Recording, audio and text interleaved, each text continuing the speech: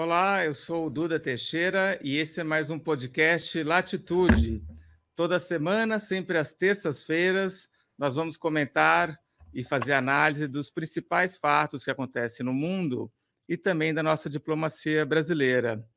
Para esse número do Latitude, nós convidamos o embaixador Paulo Roberto de Almeida, que está na casa dele em Brasília. Paulo, está ouvindo a gente aí? Tudo bem? Perfeitamente. Muito boa tarde, meu caro Duda. É um prazer estar com você novamente. Eu que agradeço. E, bom, hoje nós vamos conversar sobre a diplomacia do PT, né? Eu fiz aqui a minha lição de casa e eu selecionei 7 momentos do discurso do Lula em Sharm el-Sheikh, na semana passada, no Egito, onde o Lula resvala ali em vários temas da diplomacia e relações internacionais. Então, o Paulo, que está lá em Brasília, passo aqui um leve perfil dele, se ele quiser depois complementar. O Paulo já passou pelas embaixadas do Brasil em Washington, em Paris e em Genebra, certo? Ele tem o blog Diplomatizando, é um blog que já teve, desde da fundação em 2006, 10 milhões de acessos. Tem vários livros, publica quase que um por ano. Um que eu estava relendo recentemente é o Nunca Antes na Diplomacia, que é exatamente sobre esse período do governo do PT. E faz todo sentido a gente olhar os discursos do Lula, porque, enfim, essa área de Itamaraty e relações internacionais é a pasta em que o PT mais reinou nos 2 primeiros mandatos do Lula. Então, a gente está prestando atenção no que o Lula fala nessa área, realmente ajuda a gente a prever o que vai acontecer. Paulo, com a sua caneca aí do Barão do Rio Branco, certo? Correto. Tá, então, bom, eu selecionei 7 trechos do discurso do Lula e chamei isso, então, de 7 erros, tá? Os 7 erros do futuro da diplomacia petista. Vamos ver no final do nosso programa se realmente eu tenho razão em chamar isso de erro ou não. Joelto, você pode, então, passar o primeiro trecho aí para a gente comentar com o embaixador, por favor? Quero dizer para vocês que o Brasil está de volta. Está de volta.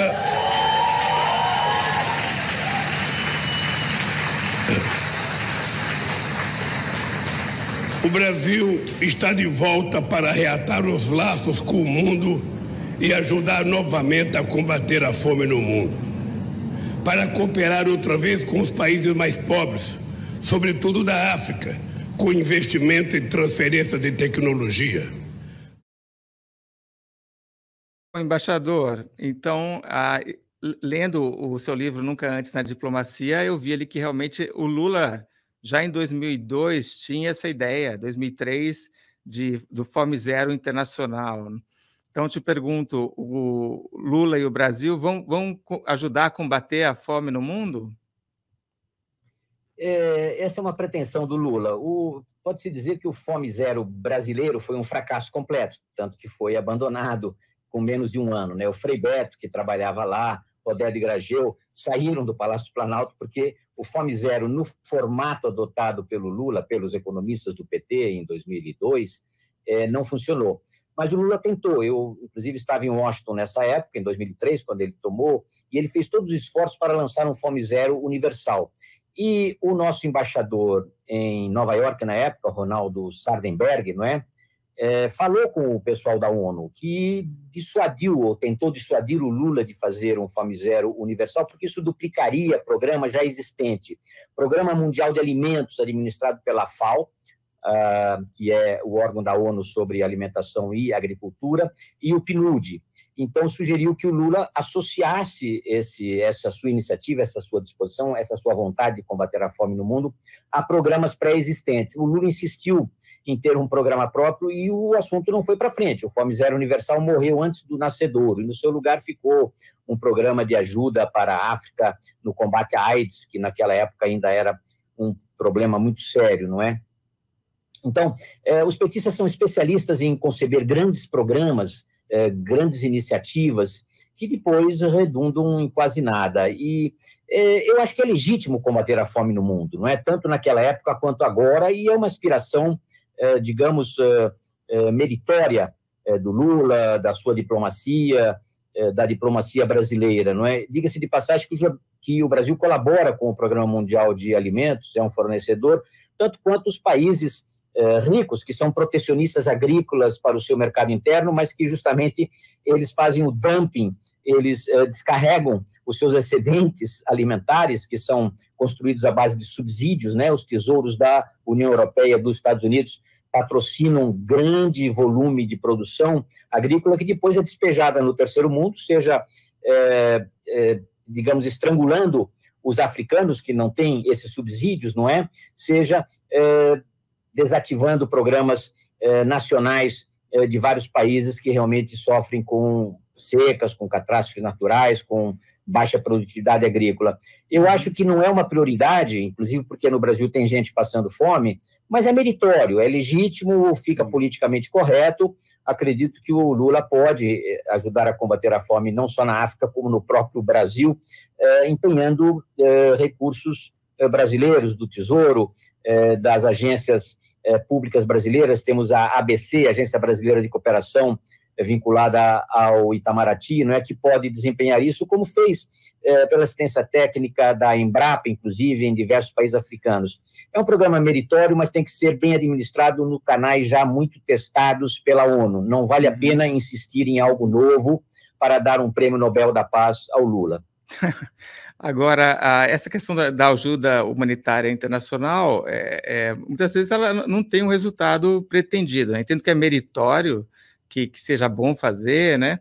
Mas que muitas vezes o resultado não acontece. O Brasil, nisso que o Lula fala, por exemplo, de ajudar a África com investimento e transferência de tecnologia, você acha que a gente pode ter resultado com isso? Já tivemos no passado? Olha, desde a descolonização, nos anos 60, as agências, tanto multilaterais, não é? Falo do PNUD, da FAO, do Programa Mundial de Alimentos, todas as agências humanitárias, Unesco, OMS, etc., como as agências nacionais, não é? Isso é administrado na OCDE pelo CAD, que é o Comitê de Assistência ao Desenvolvimento.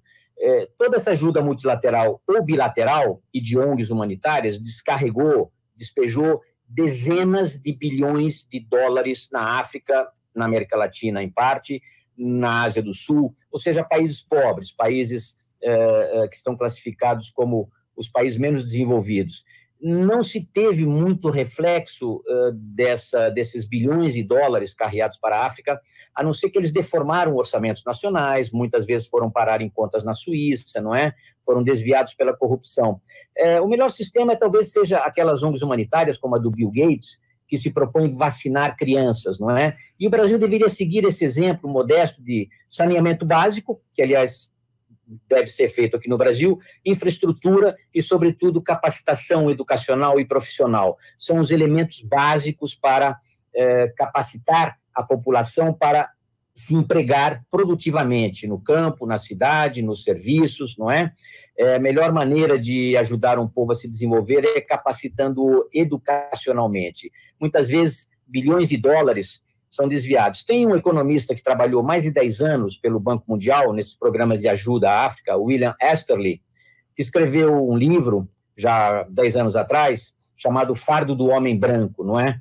E como a ajuda pode não favorecer o desenvolvimento. William Easterly, talvez o seu livro esteja já traduzido no Brasil, White Man's Burden, ele mostra que os países que receberam mais ajuda foram os que cresceram menos, paradoxalmente, não é? E que os países que se viabilizaram pelo esforço próprio conseguiram se desenvolver, Botsuana e alguns outros, não é? Então, a ajuda, ela nem sempre é bem calculada, bem planejada, e ela pode viciar tanto as elites dominantes em países altamente corruptos, não é? Como a própria população assistida, não é? Então, é preciso medir muito bem de que forma essa ajuda vai ser prestada.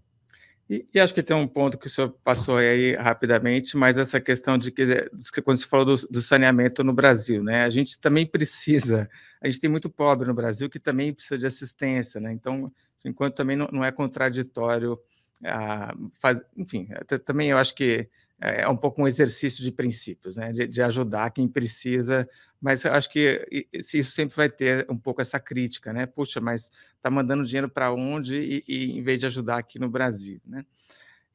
Bom, esse foi o primeiro trecho. Joel, você pode passar o segundo para a gente, por favor? Para estreitar novamente relações com nossos irmãos latino-americanos e caribenhos e construir junto com eles um futuro melhor para nossos povos. Então é isso. O Lula, nesse discurso, ele fala dos Estados Unidos, mas só um lugar ali que está tendo inundação, ciclone, ele fala muito pouco. E vem de novo com essa questão dos irmãos latino-americanos e caribenhos. Isso é uma marca também da diplomacia petista, certo? Correto. Veja, mas vamos fazer uma distinção entre Lula I e Lula II, os dois mandatos, nos anos 2000, não é?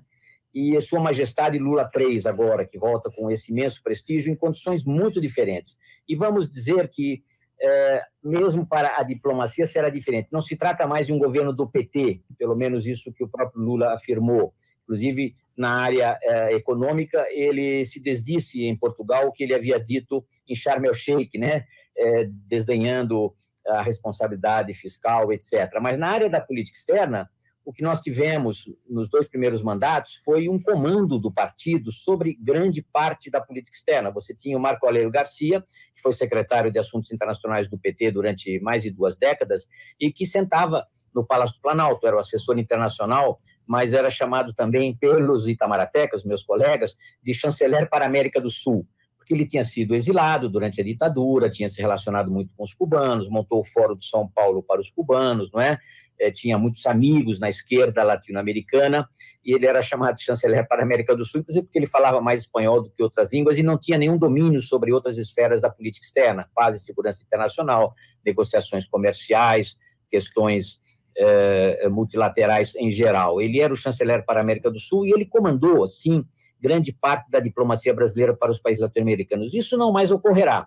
Mas o PT tem esses vieses, tem esses cacuetes, tem essas manias de se achar uma espécie de líder da América Latina, e ele foi uma espécie de líder no Fórum de São Paulo, não é? Que foi organizado em São Paulo em 1980 e depois continuou, em 1990 e depois continuou até a atualidade, não é? Mas isso não mais continuará, porque será um governo de coalizão, se supõe que nós teremos outros valores e princípios para a diplomacia brasileira que não apenas aquela política externa anti-americana, anti-imperialista, anti-hegemônica do PT, que carregava claramente um viés anti-americano, não é?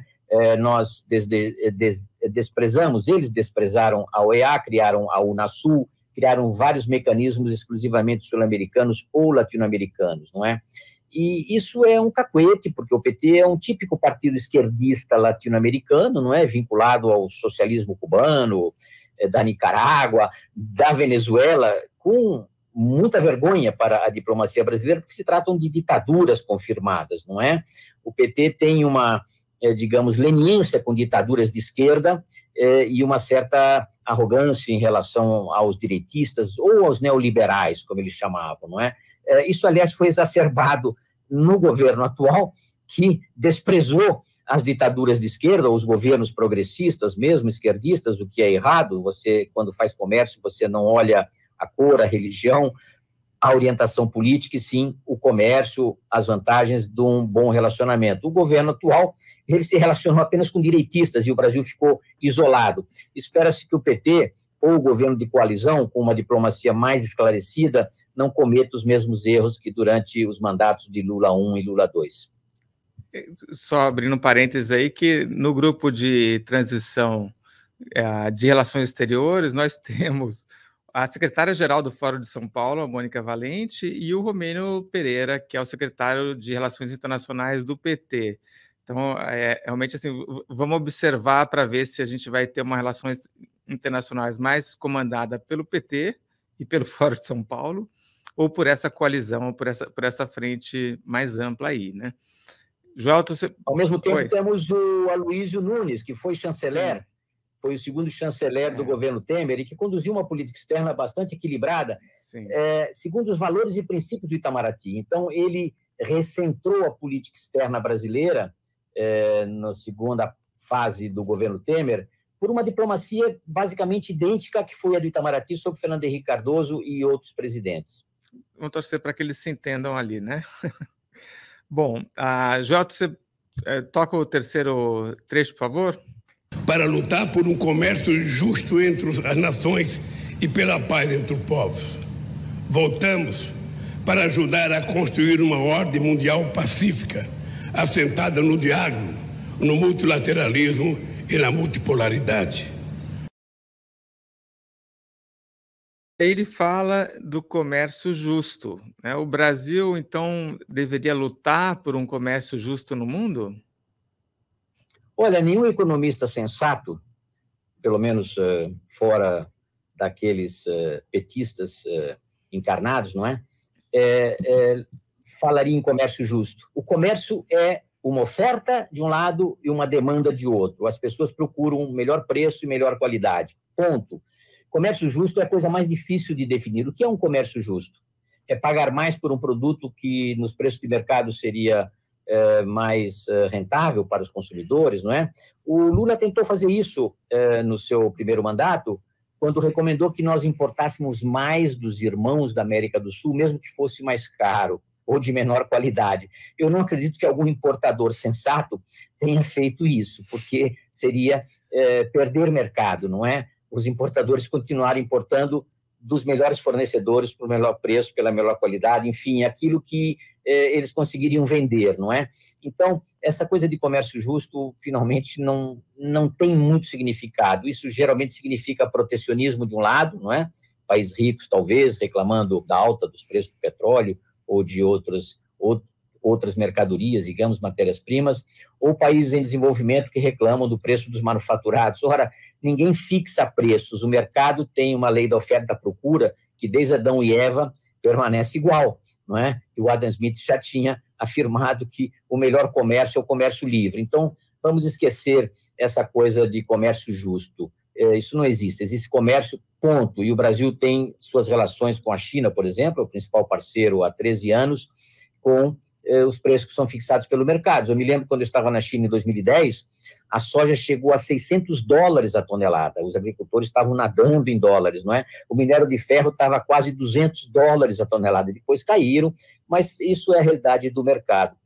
Quanto à ordem mundial pacífica, ninguém pode ser contra, evidentemente, mas essa tentativa de criar uma ordem mundial, isso é muito utópico, não é?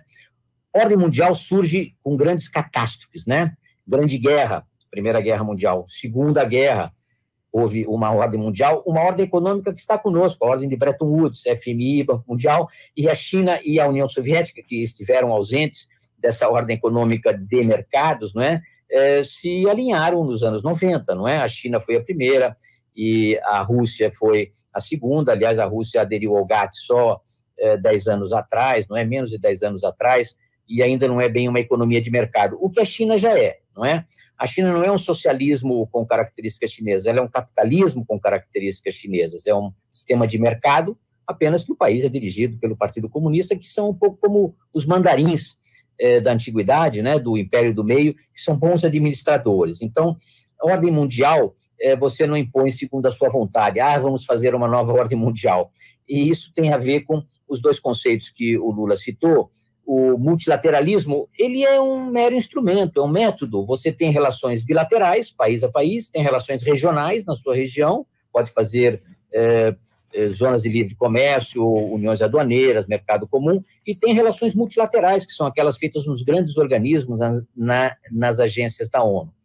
Tudo bem, com o multilateralismo todo mundo é a favor, menos o Ernesto Araújo, o nosso primeiro chanceler acidental, e talvez o próprio Bolsonaro e seu amigo Trump, né, que eram contra o multilateralismo, aquelas teorias conspiratórias, etc. Agora, quando se fala em multipolaridade, isso é um conceito político, e a gente sabe que o PT, junto com outros partidos de esquerda, não gosta dos imperialistas hegemônicos, colonialistas e outrora, sejam os europeus, sejam os Estados Unidos, né? Então eles querem a multipolaridade. A multipolaridade é ir para um lado ou neutro, né, não alinhado, digamos assim, ou favorecer interesses da China e da Rússia, que são atualmente o contraste com as democracias ocidentais, as democracias de mercado. Então, quando se fala em multipolaridade, é um pouco o desejo de que os americanos não dominem tanto o mundo. Ora, os americanos estão aí há 100 anos, não é? Desde 1917, quando eles foram para a Grande Guerra, eles são a grande potência econômica. Isso não é da vontade de ninguém que eles fossem assim, mas eles foram assim pela evolução. Assim como a Alemanha comandou 3 guerras que destruíram o poder europeu sobre o mundo, né? Entre 1870 e 1945, a Alemanha foi responsável por 3 guerras que desmantelaram o velho colonialismo, o velho imperialismo europeu. Hoje nós temos, digamos, 3 impérios e meio, não é? Império americano, ainda é a economia economicamente, tecnologicamente, militarmente mais poderosa. O Império Chinês, que vem em segundo lugar, e a China já ultrapassou todos os países do G7, menos os Estados Unidos, não é? Ultrapassou Japão, Alemanha, França, Grã-Bretanha, Canadá. Os Estados Unidos talvez vá ultrapassar daqui a alguns anos, 5 ou 10 anos, dependendo do seu ritmo de crescimento, mas nunca vai ultrapassar a renda per capita dos americanos. Isso vai demorar 100 ou 150 anos, não é? E o terceiro império, mas apenas militar, apenas geopolítico, digamos assim, é o Império Russo, é a tentativa do Putin de recriar a grande influência da ex-União Soviética sobre a sua zona de influência, Europa Central, Oriental, Ásia do Sul, etc. E depois nós temos o meio império, que são os europeus, não é? Porque eles foram diminuídos por suas próprias guerras, eles se mataram durante 500 anos, né? Há 90 anos atrás eles entravam na Segunda Grande Guerra, e com isso eles ficaram a escanteio do poder mundial que eles dominaram nos 500 anos anteriores. E hoje, no plano econômico-comercial, o mundo está deixando de ser norte-atlântico, não é? Ou euro-atlântico, como foi durante 400 anos, e está se bandeando para a zona do Pacífico. Nós temos 2 grandes eixos de comércio mundial. Um é o TPP, que era a 12, mas o Trump saiu fora, mas os 11 países restantes confirmaram o TPP a 11, e a China pediu para entrar, inclusive. O outro é o RCEP, que é uma área de livre comércio da ASEAN com a China, Austrália e Nova Zelândia e outros países, que também, se eles se juntassem, seria a maior zona de livre comércio do mundo, não é? Essa é a realidade. A Ásia-Pacífico vai dominar a economia mundial pelo restante desse século. Ou seja, quando a gente escuta o Lula falar de multipolaridade, é mais um ranço anti-americano do que, enfim, a questão do comércio vai por outro caminho, né? Tem esses super grandes blocos, né? Que o Brasil meio que está meio fora disso, né? Exato. O Brasil, se a gente olhar um mapa do mundo por cadeias de valor, porque hoje a maior parte do comércio internacional não é de produtos acabados, produtos finitos, e sim de partes, peças e acessórios, insumos, não é? Porque existe todo esse movimento de investimento, de alocação de investimento segundo recursos ótimos para energia, mão de obra, mercado, finanças, etc. Então, o comércio, a mais de 60%, é o comércio de partes, peças e acessórios, são as cadeias de valor. E as grandes bolas, ou seja, os grandes focos de cadeias de valor estão no Atlântico Norte, não é? Europa, Estados Unidos, e no Pacífico Norte, não é? Que é justamente Canadá, Estados Unidos, um ou outro país latino-americano, México, Chile, e os grandes países da franja asiática, ASEAN, China e mesmo Austrália e Nova Zelândia. E no Cone Sul, no Mercosul, digamos, não é uma bola muito pequena, é uma bola que corresponde às multinacionais instaladas no Brasil, na Argentina, no México, e é tudo. Nós estamos ausentes das cadeias de valor, ou seja, da grande divisão de trabalho que caracteriza os mercados atualmente. Tá. Embaixador, o quarto trecho é que tem um tema que eu gosto aqui, já vi o senhor comentando a respeito, que é a história do Conselho de Segurança da ONU. Joelton, por favor. Voltamos para propor uma nova governança global. O mundo de hoje não é o mesmo de 1945. É preciso incluir mais países no Conselho de Segurança da ONU e acabar com o privilégio do veto. Hoje restrito a alguns poucos para a efetiva promoção do equilíbrio e da paz. Sei que esse tema aí do Conselho de Segurança do Brasil ter uma vaga permanente no Conselho, isso é muito presente tanto dentro entre os diplomatas, mas também entre os militares, na academia. Mas aí eu queria uma opinião sincera sua. Que vantagem a gente leva se o Brasil virar membro permanente do Conselho de Segurança da ONU? Veja, essa é uma hipótese antiga. O Brasil sempre aspirou a fazer parte do chamado Inner Circle, né? O círculo decisório. Isso aconteceu na Liga das Nações, nós tentamos fazer parte do Conselho de forma permanente, não é? Acabamos saindo, batendo a porta, porque o presidente Arthur Bernardes tinha concepções muito equivocadas sobre as relações internacionais, não é? Quando o Conselho foi renovado, o Brasil tinha um mandato temporário. Quando o Conselho foi renovado em 1926, a Alemanha, que tinha sido derrotada na guerra, foi admitida, e aí nós batemos a porta e saímos. Em 1945, o Brasil quase entrou no Conselho. Franklin Roosevelt, que não gostava dos colonialistas europeus, até favorecia a participação do Brasil. Infelizmente, o Vargas chutou fora o Oswaldo Aranha, que tinha sido seu chanceler desde 1938, mas em 1944 ele impediu que o Oswaldo Aranha fosse a Washington falar com o Roosevelt no planejamento do pós-guerra, justamente, e o Brasil ficou de fora, mas o Brasil não tinha capacitação militar, econômica, tecnológica, não é, para fazer parte daquele círculo dos países vencedores das potências fascistas militaristas, Alemanha, Itália, Japão. Então, o Brasil não tinha condições, inclusive porque não tinha relações com a União Soviética, os britânicos não queriam, não é? A França acabou entrando no último minuto, não é? Porque antes você tinha apenas China, Estados Unidos, Grã-Bretanha e União Soviética.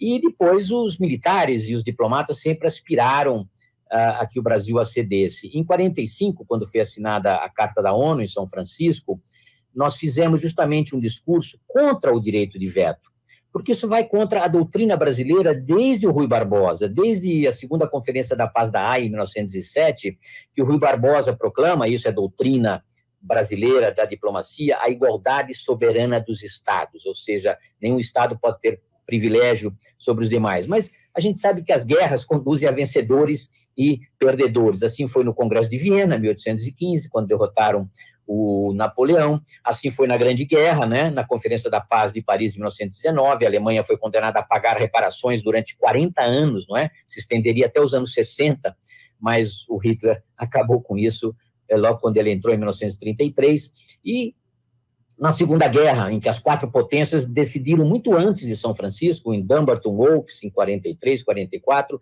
e depois em Yalta, né, fevereiro de 45, quem estaria nesse conselho com direito a veto, ou seja, nenhuma grande potência que empenhou recursos, sacrificou muitos homens, milhares de pessoas, milhões no caso da Rússia, né, nenhuma grande potência permitiria um órgão igualitário, né, como é a Assembleia Geral, em que todos têm direito a voto. Então, para defender os interesses nacionais, eles impuseram o direito de veto. É muito difícil, praticamente impossível, que eles renunciem a esse direito de veto. E mesmo a reforma da Carta da ONU para ampliar o número de membros permanentes de 5 para 10 ou 11, como que era a África, com 2 representantes, não é? É muito difícil, é um assunto que já vem sendo debatido há décadas e não se resolve, porque a realidade é o seguinte: quem tem poder não quer dividir o poder. E é uma ilusão da diplomacia brasileira achar que a ampliação de 5 para 10 membros permanentes vai democratizar as relações internacionais. Não vai. O Conselho de Segurança é um poder oligárquico. Quer ele esteja no direito ou não, é ele quem faz a lei internacional, é ele quem impõe a ordem pelas missões de paz, de manutenção da paz, peacekeeping, ou pelas missões de imposição da paz, peacemaking, né, como houve na Coreia, como houve no Iraque, na Primeira Guerra do Golfo, etc. Então, é improvável que essa reforma se faça, porque não há acordo entre as grandes potências sobre quem deveria entrar, não é?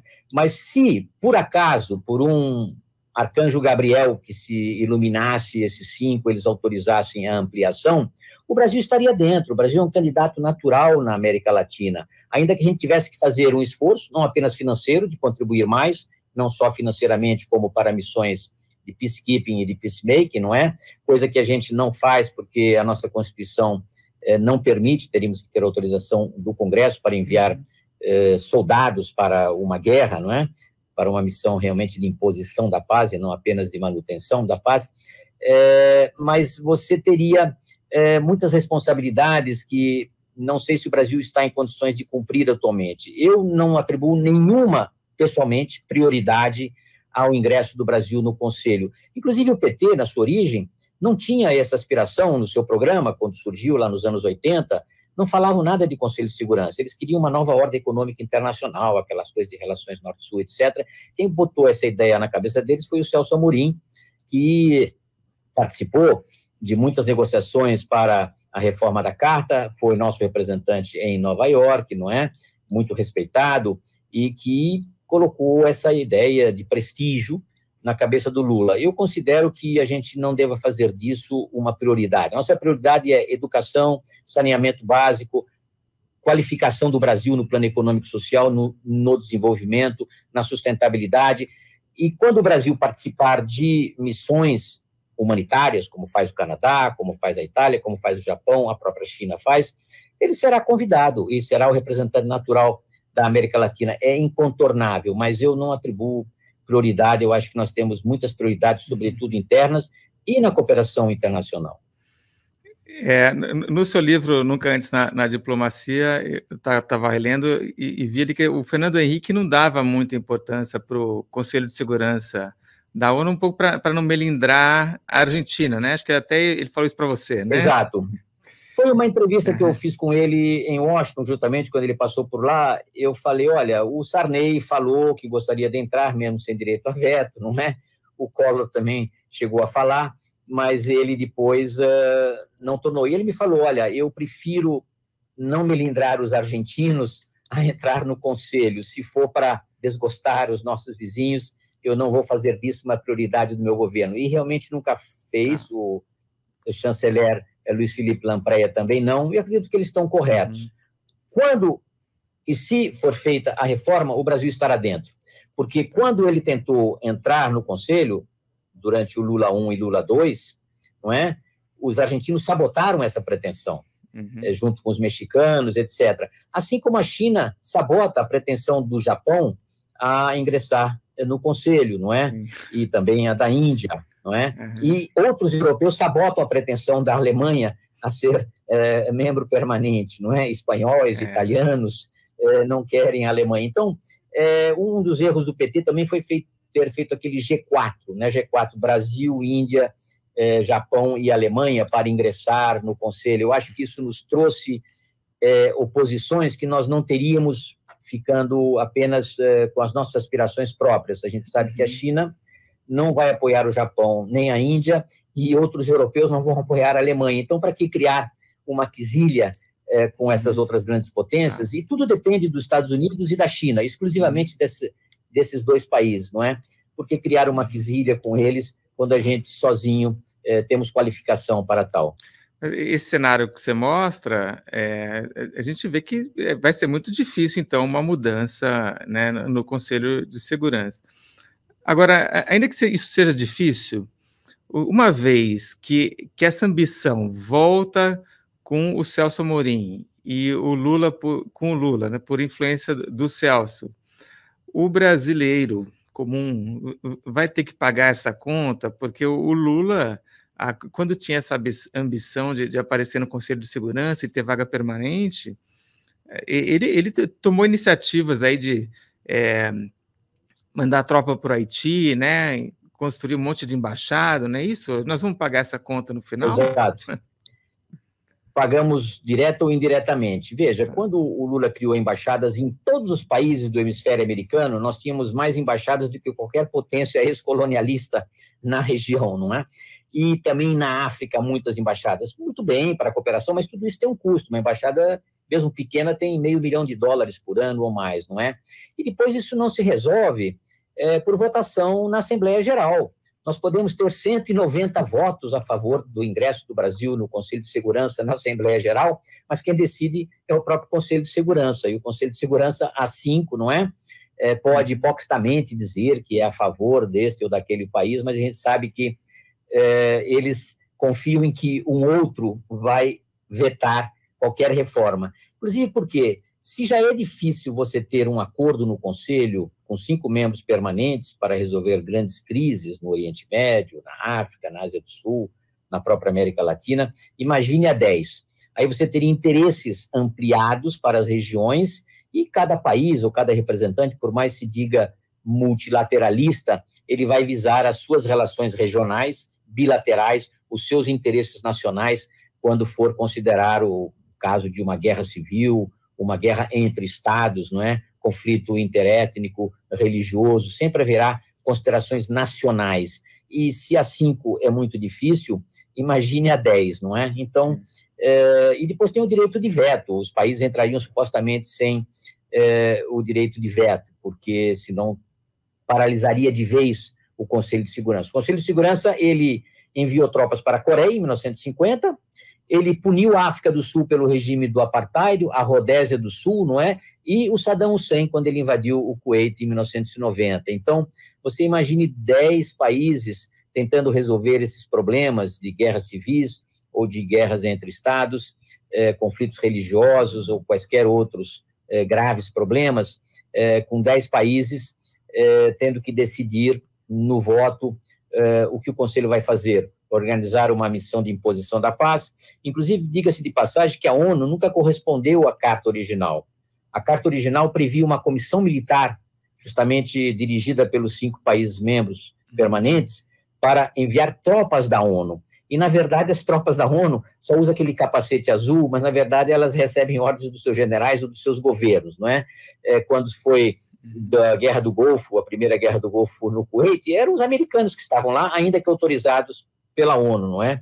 Pelo Conselho de Segurança. A invasão do Afeganistão contra o regime talibã foi autorizada pelo Conselho de Segurança, mas foram os americanos que fizeram com seus aliados da OTAN. Então, há muita ficção política em torno de quem detém o poder, etc. O direito de veto realmente é uma excrescência da Segunda Guerra e ele, infelizmente, perdura, porque as potências não vão permitir que ele seja eliminado. O que pode ocorrer se a Assembleia Geral e toda a comunidade internacional fazer muita pressão, é que um infrator, mesmo entre os 5 membros permanentes, um infrator da Carta da ONU, como é a Rússia atualmente, porque ela violou a Carta da ONU, artigos 1 e 2, não é? Invadiu um país, não teve nenhuma ameaça contra ela, ela invadiu o país. Que um país infrator da Carta da ONU não possa usar o direito de veto a seu próprio favor quando ele é o violador. Mas mesmo isso eu acho muito difícil que seja implementado nos próximos 10 ou 15 anos. Vai demorar muito tempo para que a comunidade internacional evolua a esse ponto. Tá. Bom, vamos rodar então o 5º trecho. A desigualdade entre ricos e pobres manifesta-se até mesmo nos esforços para a redução das mudanças climáticas. 1% mais rico da população do planeta vai ultrapassar em 30 vezes o limite das emissões de gás carbônico necessário para evitar que o aumento da temperatura global ultrapasse a meta de 1,5 graus centígrado até 2030. Esse 1% mais rico está a caminho de emitir 70 toneladas de gás carbônico per capita por ano. Enquanto isso, os 50% mais pobres do mundo emitirão, em média, apenas 1 tonelada per capita, segundo o estudo produzido pela ONG Oxfam e apresentada na COP26. Por isso, a luta contra o aquecimento global é indissociável da luta contra a pobreza e por um mundo menos desigual e mais justo. Bom, embaixador, eu separei esse trecho porque traz um pouco essa visão do Lula de que o mundo está dividido entre uma parte pequenininha de países ricos e outra parte de países pobres, e ele vê essa desigualdade, né, essa exploração.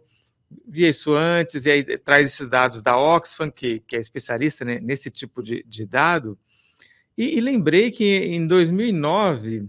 O Lula, quando teve a crise financeira global, né, que aqui chegou como uma Marolinha, palavras do Lula, ele disse que a crise tinha sido criada por gente branca de olhos azuis, né? Essa mentalidade, ele continua, né? Exato. Veja, o Lula, como os outros partidos socialistas, esquerdistas, etc., tem essa ideia de que há uma exploração do norte, dos ricos, dos poderosos, dos hegemônicos, dos colonialistas sobre os pobres, né? Ora, até para você explorar um pobre, você precisa ter capacitação, não é? Não basta invadir um território, se instalar e explorar, você precisa transferir a tecnologia, etc. Os europeus fizeram na África, durante os últimos 150 anos, aquilo que os chineses estão fazendo atualmente, né? Chegar com a sua tecnologia, instalar portos, ferrovias para retirar minérios, matérias-primas, etc., né?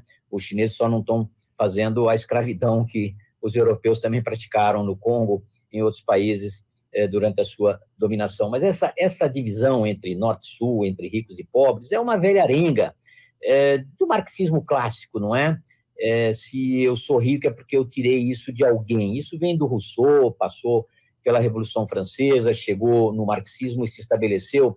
É uma concepção absolutamente errada, não é? Inclusive, o grande jornalista uruguaio, né, Eduardo Galeano, que escreveu um livro famoso, As Veias Abertas da América Latina, no final da vida se arrependeu, achou seu livro muito simplista e errado, não é? Ao atribuir o nosso subdesenvolvimento à exploração dos ricos. Não, nós temos uma formação cultural, econômica, institucional muito diferente, a não capacitação educacional, etc. Então, esses relatórios da Oxfam são hipócritas, são equivocados, não é? Inclusive porque, mesmo na área ambiental, que o Lula citou, a realidade não é tão prosaica assim. Indianos e chineses são responsáveis por grande poluição no mundo justamente por combustíveis fósseis, inclusive usando carvão de baixa qualidade, não é? E depois petróleo, etc. Mas veja, se os chineses são os maiores poluidores hoje do meio ambiente, os americanos consomem 25 vezes mais energia do que um chinês. Então, o chinês, pela sua dimensão, a China, pela sua dimensão, realmente é uma grande poluidora, o Brasil mais pelo desmatamento, não é? Pela devastação, pelas queimadas, e não pela poluição fóssil, não é? Nós temos uma matriz energética muito limpa, mas o mundo não aguentaria os chineses com a renda per capita americana e consumindo tanta energia quanto os americanos. Então, os americanos também são responsáveis, em grande parte, pela estoque de poluição passada, né, de emissão. E é nesse argumento de que eles se industrializaram na primeira e na segunda Revolução Industrial e poluíram, destruíram as suas florestas, que se baseiam essas demandas dos países subdesenvolvidos por ajuda, transferência de tecnologia.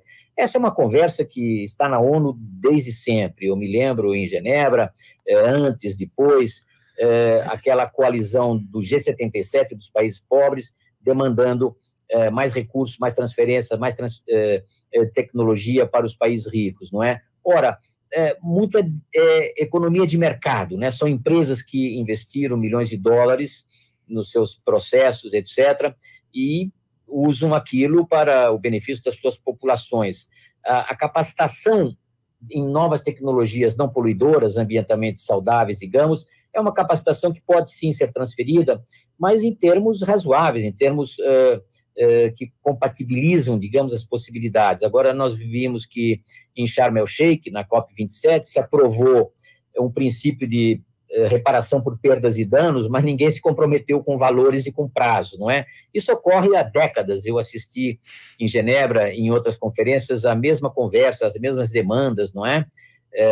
E o assunto vai progredindo e os países têm que se capacitar nacionalmente com seus próprios esforços e não esperar que a assistência pública internacional valha. E a Oxfam faz esse relatório sobre distribuição da renda, absolutamente equivocado, porque eles utilizam a riqueza financeira, não é, de grandes bilionários, dizem que 10 bilionários no mundo têm mais riqueza do que metade da população, como se isso fosse fazer alguma diferença para a eliminação da pobreza mundial. Se você tirar os 3, 4, 5 trilhões de dólares dos ricos e dividir pelos 5 bilhões de pobres no mundo, você daria $50 para cada um, eles consumiriam isso no primeiro empório, não é? Em bens de alimentação ou bens de consumo mais durável, e ficariam na mesma pobreza. Então, o problema não é a distribuição do estoque existente de riqueza, e sim a criação de riqueza. São os fluxos de riqueza que devem ser taxados.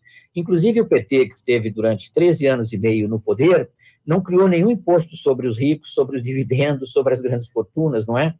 E não fez a reforma tributária. O Brasil tem uma estrutura tributária absolutamente injusta, regressiva, os pobres pagam mais impostos proporcionalmente do que os ricos, e o PT não corrigiu isso durante 13 anos e meio. Eu espero que ele faça isso. O Armínio Fraga acaba de recomendar isso, maior taxação sobre os ricos para financiar programas de qualificação profissional dos pobres, não é? E não apenas um distributivismo estéril que vai se esgotar na distribuição do estoque existente de riqueza. Ótimo. Bom, o sexto trechinho que eu selecionei vai tocar numa palavra que aparece também muito no discurso do Jair Bolsonaro, atual presidente, que é soberania. Vamos lá para o sexto. Estamos abertos à cooperação internacional para preservar nossos biomas, seja em forma de investimento ou pesquisa científica, mas sempre sob a liderança do Brasil, sem jamais renunciarmos à nossa soberania. Eu te pergunto, a nossa soberania está ameaçada? Como é que o senhor vê essa questão?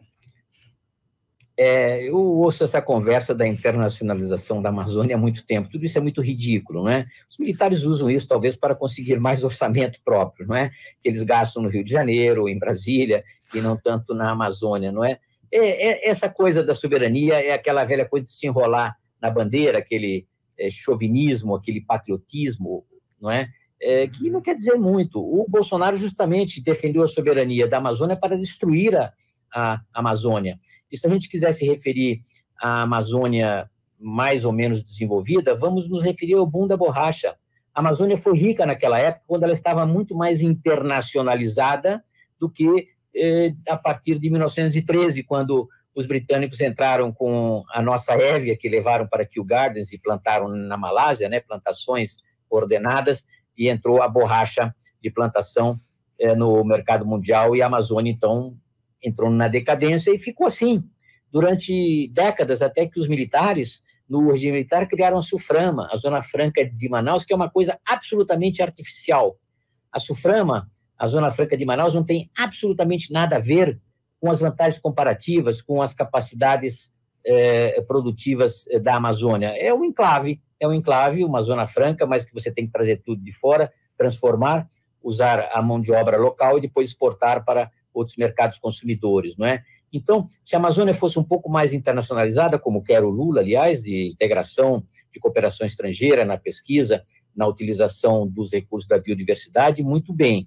A soberania é uma bandeira que todos os populistas usam e que ela não precisa ser proclamada. Você defende a soberania na prática, desenvolvendo o seu país de forma sustentável, sem a destruição que fez o Bolsonaro soberanamente nos últimos 4 anos e que deixou o Brasil totalmente isolado no mundo, né? Então, o Lula está convidado a convidar empresas estrangeiras, institutos de pesquisa, cooperação internacional, como a Alemanha e a Noruega faziam no Fundo Amazônico, que foi sabotado pelo ministro do Meio Ambiente e pelo próprio Bolsonaro. Não é? Ricardo Então, Salles, né? Vamos preservar a nossa soberania integrando o Brasil ao mundo. Sim, gostei da palavra que você usou, sabotagem do Fundo Amazônia, né? Um dinheirão que está lá parado e não usa porque, enfim, uma bobagem aí do comitê e tudo mais, né? Bom, então vamos para o último trechinho. Joelto, por favor. Enfatizo ainda que em 2024 o Brasil vai presidir o G20. Estejam certos de que a agenda climática será uma das prioridades. Bom, então temos aí o Lula citando o G20, o Brasil vai presidir, então, o G20, e se a gente for acreditar no Lula, não só vai presidir, como também vai direcionar o G20. Mas eu te pergunto, que importância que tem esse e outros fóruns também, né, que a gente tem no mundo, mas o G20, no caso, que é esse que o Brasil vai presidir a partir de 2024. Olha, nós tivemos muitas crises mundiais, e depois de cada crise, seja uma guerra, seja uma grande crise econômica, uma depressão, uma grande recessão, sempre surgem ideias de organização, de coordenação e consulta entre os países para evitar os desastres, né? A Grande Guerra foi uma devastação enorme, por isso chamado de Grande Guerra, e se criou a Liga das Nações, que não deu conta do recado, e na Segunda Guerra se criou a ONU, teoricamente com um instrumento de defesa coletiva, né, a cargo do Conselho de Segurança, que deveria ser mais funcional do que foi a Liga das Nações, mas também não resolveu nem Vietnã, nem Oriente Médio, nem muitas outras guerras civis, ainda que se tenha introduzido o direito de intervir, não é? Que é a intervenção humanitária, né, que foi usada na Primavera Árabe, na Líbia, nem sempre com bons resultados.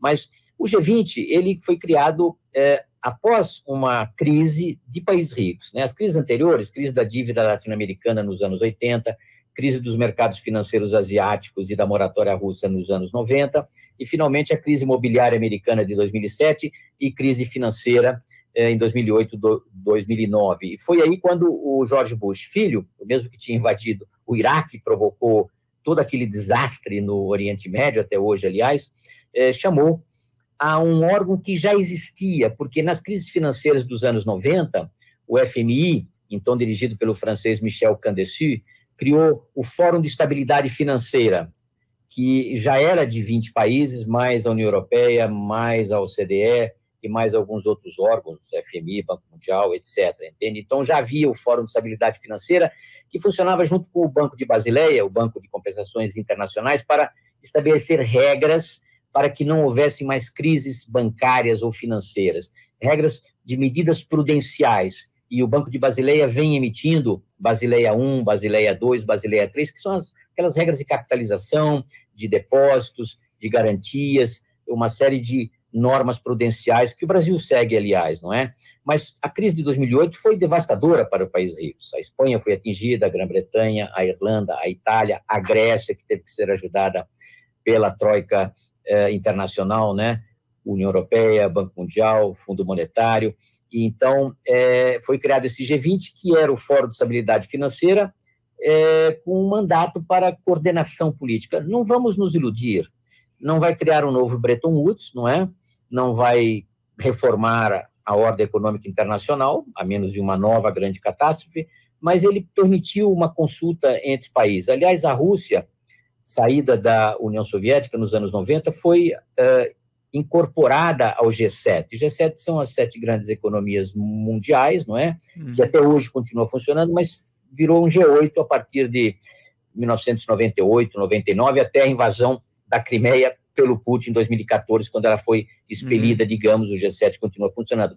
E o G20 é um fórum maior, não é? Que representa talvez 90% do PIB mundial, talvez mais até do que isso, e grande parte do comércio internacional, que estaria, assim, em condições de, digamos, dirigir grandes aspectos dos commons, né, dos problemas comuns, que são os do meio ambiente, da criminalidade internacional, da lavagem de dinheiro, de uma fiscalidade sobre grandes transferências de capitais internacionais, e também do combate à criminalidade e garantir a paz e a segurança internacional, que é função precípua do Conselho de Segurança, mas que nem sempre consegue, né? O G20 seria uma espécie de diálogo, ou seja, um conclave anual em que os chefes de Estado vêm. Na verdade, aquilo é preparado religiosamente pelos Sherpas, que são os funcionários, né, que preparam um ano antes a agenda, a declaração, e os chefes de Estado vão lá para uma photo opportunity, para uma ocasião de palanque, faz um belo discurso, prometem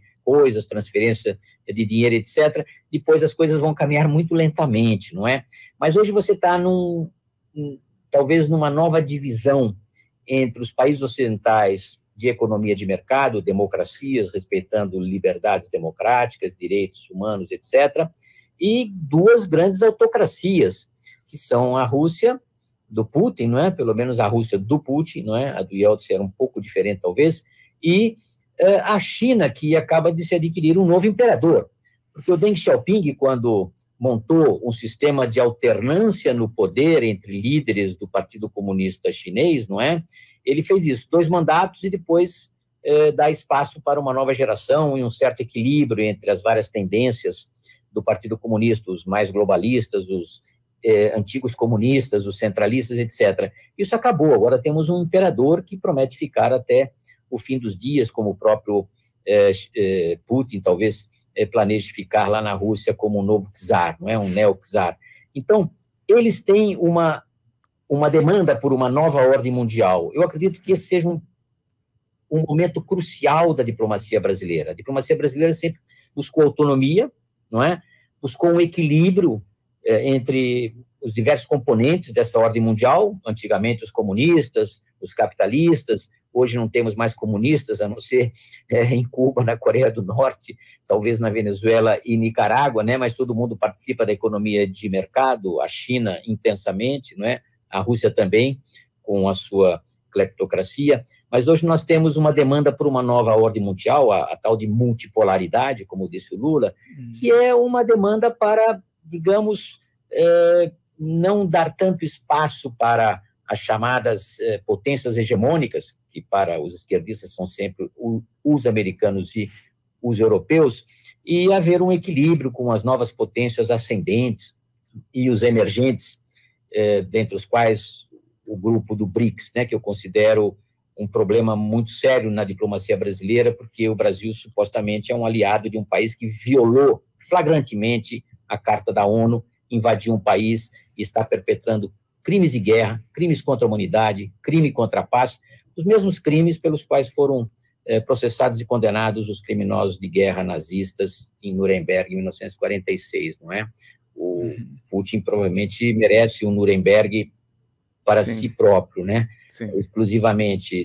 Não sabemos se isso vai ocorrer, mas o fato do Brasil ser leniente, condescendente com um país transgressor da ordem internacional, isso viola os nossos princípios e valores. Inclusive, eu me permito aqui citar que nem no Estado Novo, ou seja, o Estado Novo do Vargas, de 1937 a 1945, violou a doutrina jurídica da diplomacia brasileira. Quando o Hitler invadiu a Polônia, né, o nosso representante lá, o ministro em Varsóvia, perguntou qual seria a atitude do Brasil, e a atitude do Brasil em 1940, ou melhor, em 1939, não é? Disse, olha, siga o governo no exílio da Polônia. E quando a União Soviética invadiu os 3 países bálticos em 1940, países que nós reconhecíamos desde 1919, porque os países bálticos saíram do Império Czarista e se tornaram países independentes em 1919, não é? Nas negociações de paz de Paris, nós não reconhecemos essa invasão. Os países bálticos mantiveram relações diplomáticas com o Brasil de 1940, governo no exílio, até 1961, quando Jânio Quadros finalmente reatou relações com a União Soviética, e aí se desfez, digamos, as representações diplomáticas dos países bálticos no Rio de Janeiro. Mas se manteve ainda durante os anos 60 a representação consular de um ou de 2 países bálticos no Rio de Janeiro, ou seja, nem ditaduras como a do Estado Novo e talvez a ditadura militar não rompeu tanto a doutrina jurídica do Brasil quanto fez agora o Bolsonaro, porque ele foi pusilânime nas votações tanto do Conselho de Segurança quanto da Assembleia Geral e no Comitê de Direitos Humanos em Genebra, nenhuma delas acusando a Rússia diretamente, não é? Houve a condenação da Rússia pela invasão, mas em termos muito diluídos, muito vagos. O Brasil achou que deveria se promover a paz por negociações pacíficas, como se a Ucrânia tivesse alguma vez ameaçado a Rússia, não é? Se opôs ao fornecimento de armas e se opôs às sanções, como se a Ucrânia devesse se render ao seu vizinho mais poderoso. É uma posição muito negativa para nós, eu acredito que isso vai custar um certo esforço para o Lula ajustar, porque até agora os BRICS se mantiveram neutros, não é? Alguns até aproveitando da guerra para fazer negócio com a Rússia. A Índia importou muito petróleo barato, a China mantém suas relações, talvez ela revise isso, ela acaba de condenar o uso de armas nucleares, não é? Nessa reunião do G20 em Bali, e eu acredito que o Brasil também deveria tomar uma atitude condizente com valores e princípios da diplomacia brasileira. Embaixador, gostei bastante dessa sua comparação histórica. Acho até que é um pouco reconfortante saber que o Brasil, ainda que no Estado Novo ou na ditadura militar, não aceitou assim tão de barato que um país fosse lá e invadisse o outro. Agora, o que está acontecendo agora, essa invasão da Ucrânia, o Bolsonaro foi leniente, como o senhor colocou, mas o discurso do Lula também não difere tanto, né? Um pouco também faltou uma condenação da Rússia por parte do petista, né? Exatamente. O Lula, em primeira manifestação que ele fez, logo em fevereiro, ou uma semana depois, dizendo que o Zelensky era igualmente culpado por querer entrar na OTAN e aí provocar os russos. Entende? Essa é a visão da esquerda, dos socialistas, dos comunistas, dos aliados da Rússia, lá da China, que são anti-OTAN, não é? Acredito que os militares brasileiros seriam mais cautelosos, porque eles têm imensa interface de relacionamento tecnológico, militar, de assistência, de treinamento, de cooperação com os Estados Unidos, com outros países da OTAN, e a cooperação com a China e com a Rússia nesses setores não é tão significativa quanto foi historicamente nas últimas décadas, não é? Então, ele sim reproduziu a postura esquerdista, não é, de que a OTAN é culpada por ameaçar a Rússia, não é?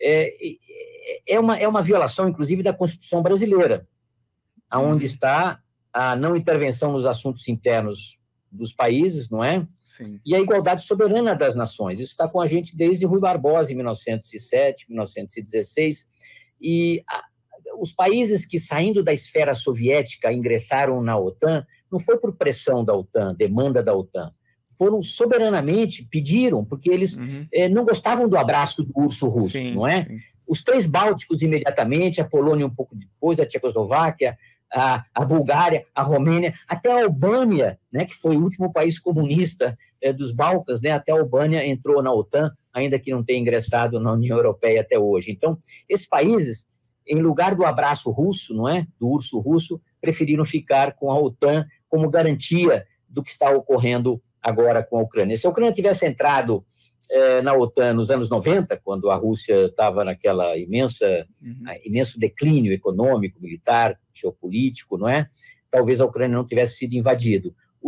Os bálticos, a Polônia, a Tchecoslováquia, a Romênia, a Hungria, a Albânia fizeram o seu seguro, não é? O seu seguro foi ingressar na OTAN. Então, por quê? Os ucranianos se julgavam irmãos dos russos, e na verdade são irmãos que foram durante séculos, né? A civilização russa, aliás, deve muito mais a Kiev do que a Moscou, como disse erradamente o Putin, não é? Então, eu acredito que no espaço de 4 ou 5 anos, a Ucrânia independente, não sabemos com qual território exatamente, a Ucrânia vai ingressar na União Europeia e talvez em 10 ou 15 anos ela ingresse na OTAN, se a OTAN existir, não é? São resquícios da Guerra Fria que foram renascendo agora com essa nova Guerra Fria econômica entre China e Estados Unidos. E eu acredito que essa Guerra Fria econômica é, em grande parte, o resultado da arrogância americana, não é?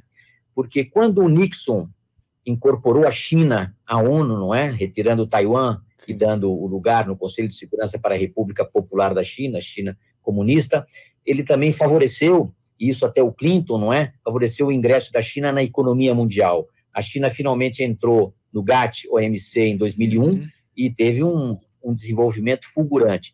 Mas desde os anos 90, quando a Rússia estava numa postura absolutamente sem qualquer significado geopolítico, né? Ela tinha um PIB menor do que o do Brasil nos anos 90, não é? Uma população também menor, não é? Depois que ela foi dividida em 15 repúblicas federativas, enfim, a China julgava ainda, como resquício dos anos 70, que os Estados Unidos eram um aliado natural da China com respeito à Rússia, ou à União Soviética, ou ao Império Czarista. O Império Czarista tomou Vladivostok da China, invadiu a Manchúria. A capital da Manchúria, Harbin, foi fundada por engenheiros militares russos, não é? depois eles recuperaram antes que o Japão invadisse. Então, durante 40 anos, os chineses consideraram que os Estados Unidos seriam um aliado natural contra a Rússia, não é? Que em algum momento vai ser colonizada economicamente pela China, mas quando os Estados Unidos tiveram aquela postura arrogante, a ubris, não é? De tentar conter a China no seu crescimento, aí os chineses invertiram a posição, viram que os Estados Unidos não eram tão amigos assim e se decidiram se reencontrar com a Rússia novamente. E aí, em fevereiro, 2 ou 3 semanas antes da invasão, no dia 4 de fevereiro, se não me engano, Xi Jinping e Putin em Beijing, na inauguração dos Jogos Olímpicos de Inverno, declararam essa aliança sem limites. Isso é de alto significado geopolítico e é muito desastroso para o mundo. Eu não sei o que vão fazer as grandes potências, provavelmente continuarão a sua corrida armamentista com armas que nunca serão usadas, não é? Armas sofisticadas, armas, digamos assim, nucleares, nunca serão usadas, serão apenas para dissuasão ou contenção. Mas o simples fato de você criar uma nova corrida armamentista e uma nova competição hegemônica é muito ruim para os países pobres, justamente. Porque não vamos esquecer que China e Estados Unidos são absolutamente complementares no plano econômico, complementares em todos os sentidos, entre mercados, investimentos, tecnologia, finanças, cooperação ao mundo. Se China e Estados Unidos estivessem unidos, como queria aquele historiador Niall Ferguson, Chimérica, não é? China e América, nós eliminaríamos a pobreza do mundo em menos de 50 anos. Agora isso está afastado, infelizmente, e vai demorar muito mais tempo até que se dissolva essa animosidade, hostilidade, enfrentamento, competição, não é? Existe até um acadêmico americano, o Graham Allison, que escreveu um brilhante livro sobre a crise dos foguetes soviéticos em Cuba, em 1962, que tem um livro publicado no Brasil, né, Condenados à Guerra, a Armadilha de Tucídides. A Armadilha de Tucídides é aquela luta entre Atenas democrática e Esparta autocrática na Guerra do Peloponeso, né, que foi historiada pelo Tucídides, que acabou, aliás, com Esparta vencedora, ou seja, se Esparta é a China e Estados Unidos é Atenas, Atenas perdeu, porque errou diplomaticamente nas suas alianças da Liga Ateniense, teve peste, teve má condição dos seus negócios, Esparta ganhou a Guerra do Peloponeso. Mas isso não vai ocorrer. A armadilha de Tucídides, o Graham Allison acha que não deve ser travada, não é? Essa competição adversária entre Estados Unidos e China não pode redundar num conflito global como houve na primeira metade do século XX. Seria muito triste para a humanidade. Eu acredito que vai persistir a Guerra Fria econômica, já que os Estados Unidos têm esse objetivo utópico de conter a China não pode ser contida, ela vai continuar progredindo, hoje ela já está na 4ª ou na 5ª revolução industrial, faz um pouco de espionagem, pirataria, isso tudo que as grandes potências sempre fizeram, vai se qualificar, inclusive no domínio espacial, numa marinha de águas azuis, não é? Na cooperação internacional, nos investimentos, na finança, já é a maior potência comercial do mundo. Então, o racional, o ideal, seria que China e Estados Unidos se entendessem em benefício de países pobres. E isso talvez ocorra daqui a 20, 30 ou 40 anos. Infelizmente, o orgulho das grandes potências é muito grande. Ou dos planejadores militares, né? Os paranoicos do Pentágono. Os militares são pagos para serem paranoicos, né? Para planejarem todas as hipóteses. O triste é quando acadêmicos inteligentes também pegam essa doença dos generais do Pentágono, eles se tornam paranoicos também, como o Alexander Dugin na Rússia, não é? Ou outros malucos que existem por aí, Putin e outros. Eu espero que volte à razão e que haja um itinerário muito mais próximo ao da meia potência imperial, que é a União Europeia, não é? É o projeto de unificação econômica, monetária, de direitos humanos, de liberdades mais exitoso que existe no mundo. Mas isso não vamos esquecer, é resultado de 2 grandes guerras no século XX e de dezenas de outras guerras nos séculos anteriores, né? Os europeus aprenderam. Vamos ver se chineses, americanos e russos também aprendem. Ótimo. Embaixador, foi uma ótima aula aí de relações internacionais. Também achei um bom mergulho na cabeça do Lula, influenciado, né, pelo Celso Amorim e pelo PT. Acho que deu bem para tentar prever o que pode acontecer nos próximos 4 anos. Muito obrigado pelo seu tempo essa tarde. Esse foi mais um podcast Latitude, toda terça-feira, 9 da noite, vai ao ar um novo programa discutindo e analisando os principais fatos do mundo e também a nossa diplomacia. Se você gostou, recomende, clica aí no sininho. Embaixador, muito obrigado pela participação hoje. Até a próxima vez, meu caro Duda Teixeira. Muito obrigado pelo convite. Tchau, um abraço. Até mais.